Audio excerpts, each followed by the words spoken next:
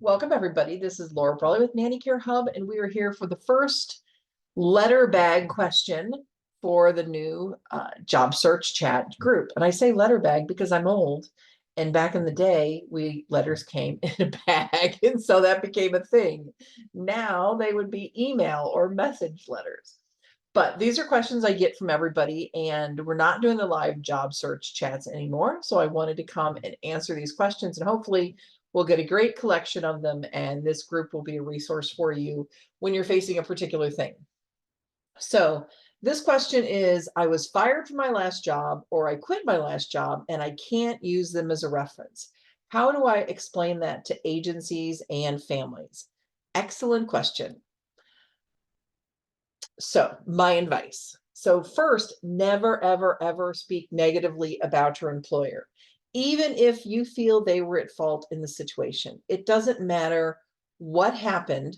Never speak negatively about them in an interview with an agency or with an employer, because the idea is if you're going to trash talk your current or former employer, that's the kind of employee you're going to be, and you might trash talk whoever you're working for next. So professionalism says never speak negatively about your employer. But you do use positive language to describe the situation. It doesn't mean you glaze over it or you don't talk about it. You just talk about it in positive language. And if you can, you focus on the situation, not the person.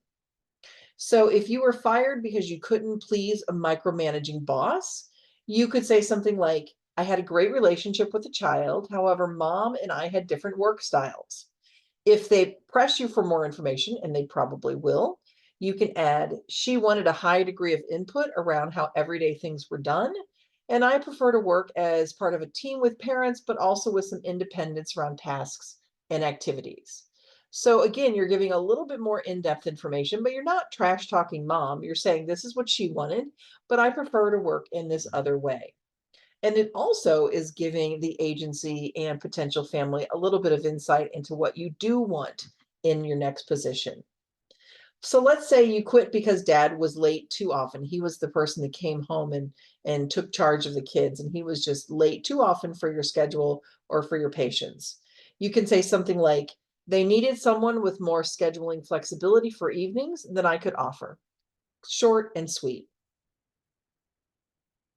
If you make a mistake, and we all make mistakes in our job, use positive language to describe the situation, take responsibility for your part, share the lesson learned, and the steps you're taking to prevent it from happening again. Those are the big keys. They want to see that you're taking responsibility, that you learned something in that situation, and that you know how to keep it from happening again. You can have a lot of mistakes, or some mistakes, and if you present those things, you can smooth it over with the agency or the next family. So for example, if you were fired for being excessively late, right? Nobody wants that. How do you explain it? You can say something like, when I accepted the position, I didn't realize how long or varied the commute time would be, and I was late more than they could accommodate. I completely understand their perspective.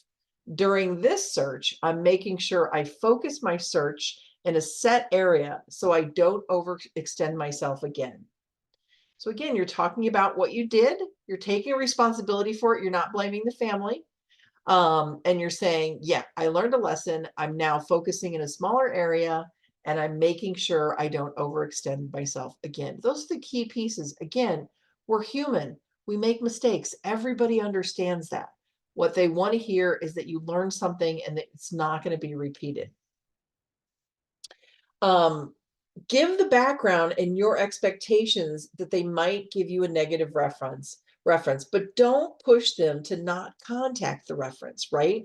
You want to leave that choice up to them. So you can say, this is on my resume, this is my last position, or the one I just left. And you may call them or email them, and I might get a negative reference because, and again, you want to use the positive language, you want to explain what happened. But you don't want to say, please don't call them, or I don't think you should call them, because that really makes it sound like you have more to hide than what you're disclosing. So you can give them all the information, you can be positive and confident about it, and you can leave the choice up to them. If they want to call and hopefully a good agency will call when the parent starts going off on how you were late constantly and it made them late and it made their day bad because they were always rushing and always behind. She's going to have your information first. She's going to have your side first. And the parents are basically going to be confirming what you said. And if they go above and beyond, right? So a lot of times stories expand and escalate by the time you get to the reference. The agency is going to know you. She's going to say, hey, that Annie was pretty professional.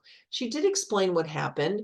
She took responsibility for it. She talked about what she'd learned. She talked about how she's not making the same mistake. So I'm going to take this reference with a grain of salt. So again, don't push them to not call your reference because that just looks like you're hiding something. All right, well, I hope that was helpful. If you have a suggestion, if you have a question, you can email me at info@nannycarehub.com, or you can post the question in the group. Thanks, everybody.